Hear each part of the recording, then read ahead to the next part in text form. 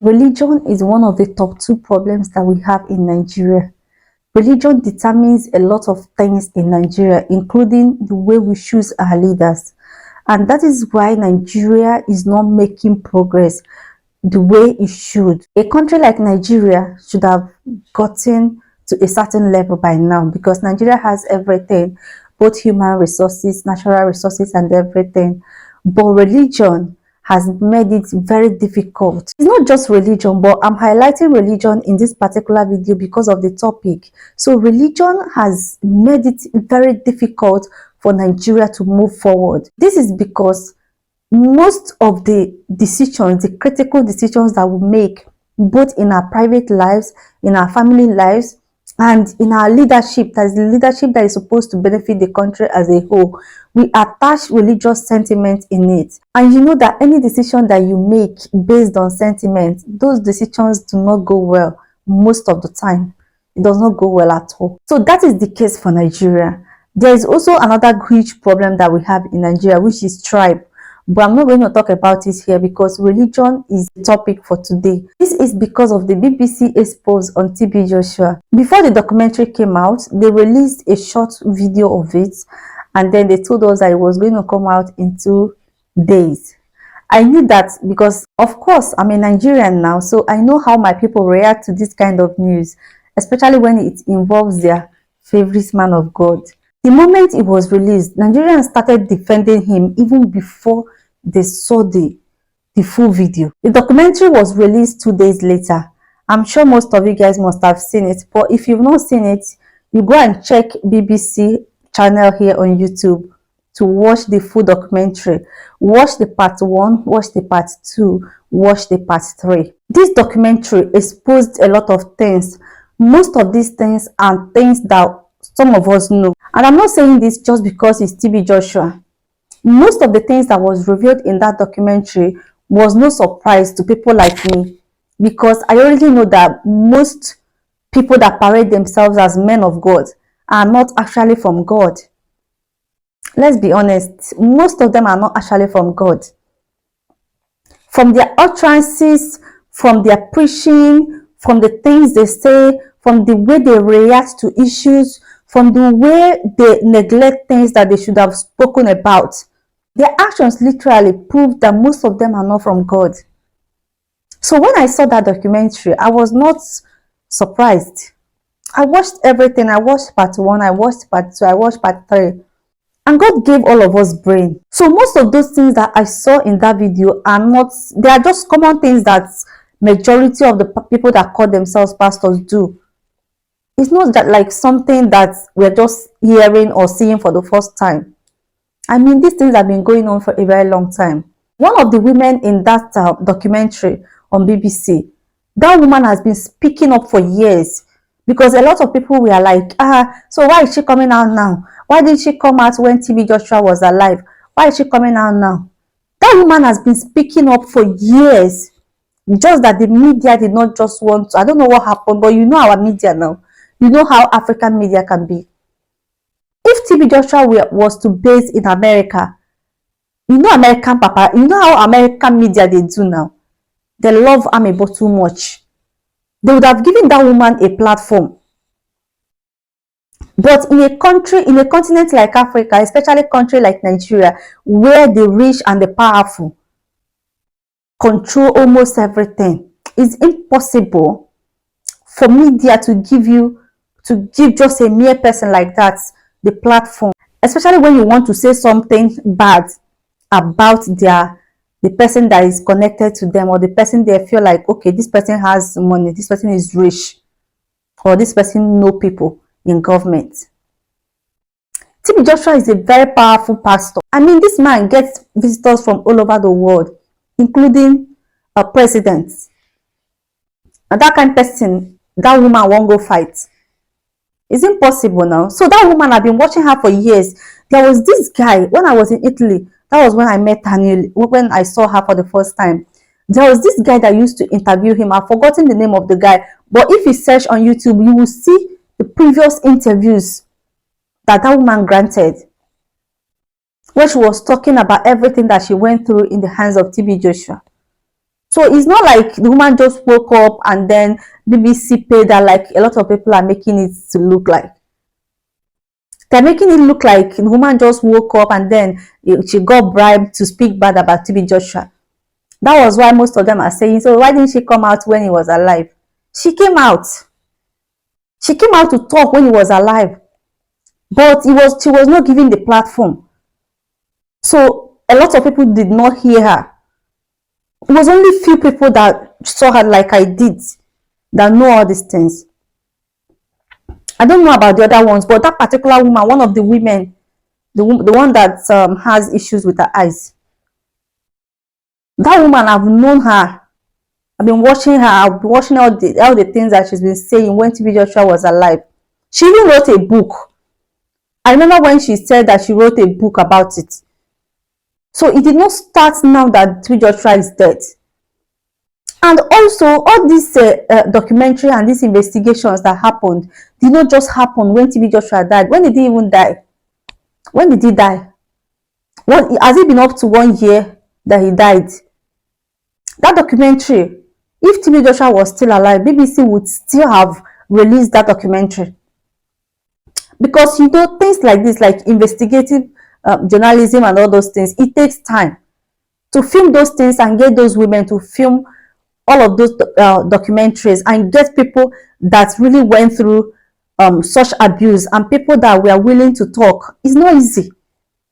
It's not easy. It's not everybody that will come out to talk knowing that the world is going to judge her. The world is going to judge him. It's not everybody that will just come out like that and be talking. These brave people that came out to talk should be applauded, not criticized or judged. Of course, it's okay to question some of the things and some of the allegations that they made. But trying to bully them or try to make them feel like they are lying, that is their experience. We are not there. TB Joshua may be God to you, but to other people, he's not. He's not God to other people. He's a human being. He can make mistakes. He can do some certain things that you are not even aware of. I watched TB Joshua, especially when I was in Onisha. I was in secondary school then. We used to watch him very well. I love his choir.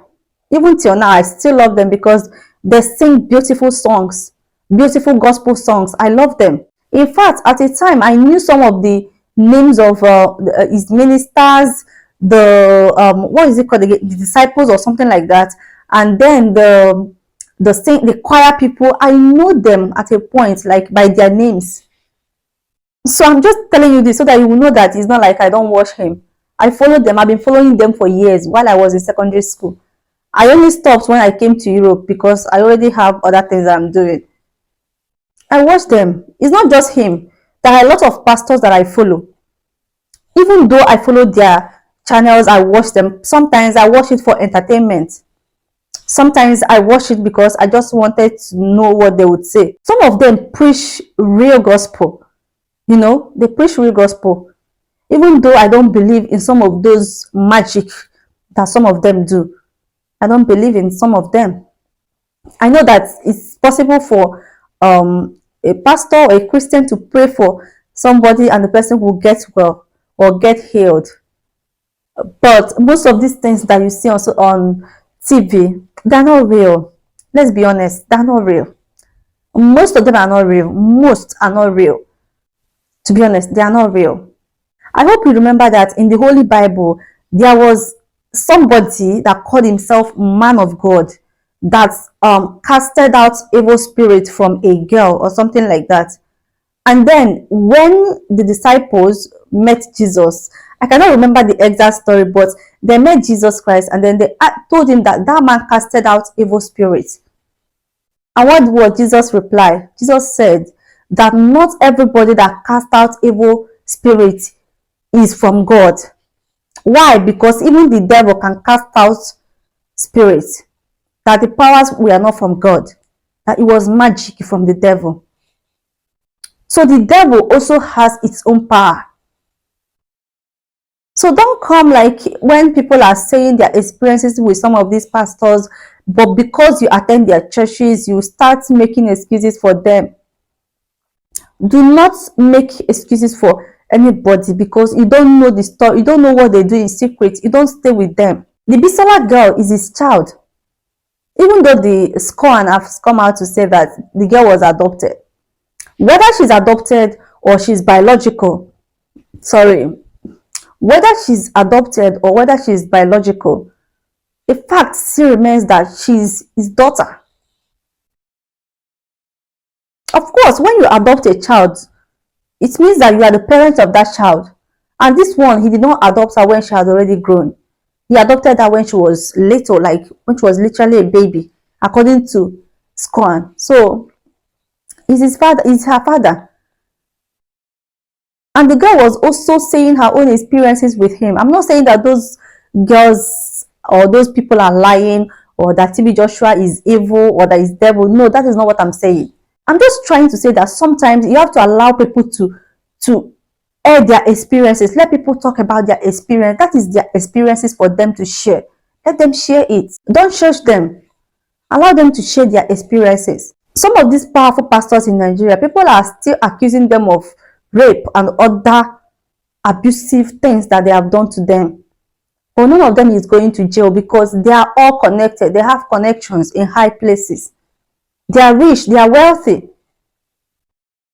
They have private jets. So now that kind of person, somebody that does not even know anybody, will go and be fighting. If you fight that kind of person, you will spend the rest of your life in jail, if not killed. That is how societies like Nigeria work. If you are no Igbo, if you live in the Western world or you grow up all your life in the Western world, you will not understand this. People like us that grew up in Nigeria, there are people you cannot speak against. The thing is, they will just come on your life, they will just unalive you, and then nothing will happen. That's just the basic truth. Go now and Google Nigerian pastors that's been accused of rape or accused of abuse by women, especially. Go and Google it. You will see some of your favorite powerful pastors there. It doesn't mean that those girls were lying. Nothing will be done because the pastors, the people they accuse, are rich. They are very rich. So what we should be demanding is to allow those people to talk. When they talk, share their experiences. I know that sometimes most of these people can lie. So if we see evil, we should just call evil out without looking whether the person is a pastor. Everybody, you now that is watching me, as far as you are a Christian, you are following the word of God, you are a good person, you are following the commandments of God, you are also a pastor, you are anointed by God. You can pray to God and God will answer you. These pastors, these imams, these religious leaders are top 2 major reasons, major problems we have in Nigeria. I am not even sugarcoating it. Every Nigerian knows this, even the ones that are going to deny it. They all know it because they use, like, it's as if they use religion to wash people's brains, trying to brainwash them and try to make them, I don't know if I would say that now jazz that they use, to the extent that the person will give their entire being for the pastor. Yesterday, I saw a video of a pastor saying that your salary, your first month salary, that is your January salary, is for him, not for church. If you see the audacity, yeah, if you see the effort, if you see the way he was saying it with, I was asking myself, where the man see audacity by? Because I need to go and buy audacity from there. The man get guts. He was saying it in the presence of the congregation. Everybody was just clapping for him like mumu. That they should give him, and he was not joking. No, don't call it play. He was not playing. He said that they should give him the salary of the January, that is the first month of the year, that the salary belongs to him, not the church. That if they want to receive a favor before the end of the year, that they should give him all the salary for the month and sacrifice. That was the way he put it. The moment I saw it and I listened to that message, I was like, this one a thief. You remember he go carry gun. A better thief in be. Thief. I wait till I talk for my mind. Which kind of person be this one? Which kind of preaching? This one. A country that people are languishing in poverty. Country that people are struggling. Millions of Nigerians cannot afford a square meal. Is a country that you are telling them that your first salary, their first salary for the year is for you. As what? Who you be? Even Jesus Christ and God no ask us to give him our first salary. What's happen? Why should people give you their first month salary? That is too much. Why should they even give you money first? People shouldn't give him money. But these Nigerian pastors amass so much wealth to themselves and then allow Nigerians suffer. When it comes to elections, you will not see them tell Nigerians to choose the right leadership. They will not talk. Why? Because the moment Nigerians vote in the right leadership, they will know that nobody will come to their church again. Because most of these Nigerians go to those churches to seek help. They go there because they need help. They go there because they want God to answer their prayers. Most of the things that we pray about are things that government should provide for us. Things that has nothing to do with God. No be God you vote for. That person where you vote for now is supposed to construct road for you. And that person is supposed to give you pipe-borne water. And that person is supposed to give you job. And that person is supposed to make sure that the inflation, there is no inflation in the country. Now that person is supposed to make sure that the citizens are not living in abject poverty, not God.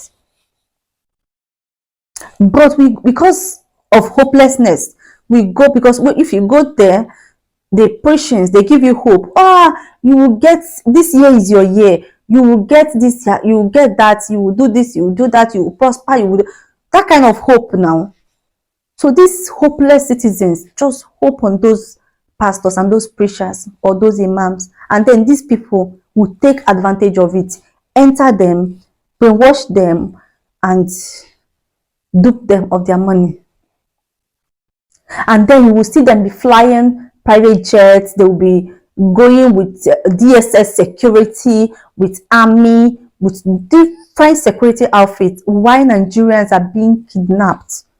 Because those ones that are funding their lifestyle cannot even afford to provide security for themselves. Those security, the government cannot provide it. But then the people that are suffering will still come out to be defending these people. Do you know that Nigerian pastors go as far as hiring people? Because those Nigerians are poor Nigerians. So if you give them, just like the politicians, the evil politicians are using them for their political gains. That is exactly the same way some of these pastors are using those poor citizens. They'll just offer them money. Okay, you pretend that you are on a wheelchair, or you pretend that you are sick, or you pretend that you are blind, so that I will pray for you, and then you just wake up, or I'll pray for you, and then you will do as if you got your healing. The person will come and then pretend to be on a wheelchair or do something, all those magical stuff now, and then the person will pretend, oh, I'm healed, I'm healed. These things happen. Forget, it's not Hollywood. It happens in real life. Most of those things you see on Hollywood, they happen for real life. Especially in Nigeria. This is why you should never, ever, ever, ever go in for anybody. Because you don't know what they do behind your back. This TB Joshua, I've seen someone that went to his church for healing. This woman has been ill for years. She went to his church. And then after praying for him and everything, after all the suffer, because now suffer for you to even get inside the church or to see him. If you don't have money, if you don't have connection and other stuff, it will be very difficult for you. After everything, that woman, she died about 2 years ago. The woman went there, I think in 2012 or something like that. Now that same sickness, now it killed her. She was suffering that same sickness until she died 2 years ago. So it does not work like that. Forget all those ones you see on TV. Most of those pastors, what they do is marketing strategy. They show you what you need to see so that you will come and bring money. Most of them are pastorpreneurs. Na business that they do. And that is why they don't even care how the country is being run.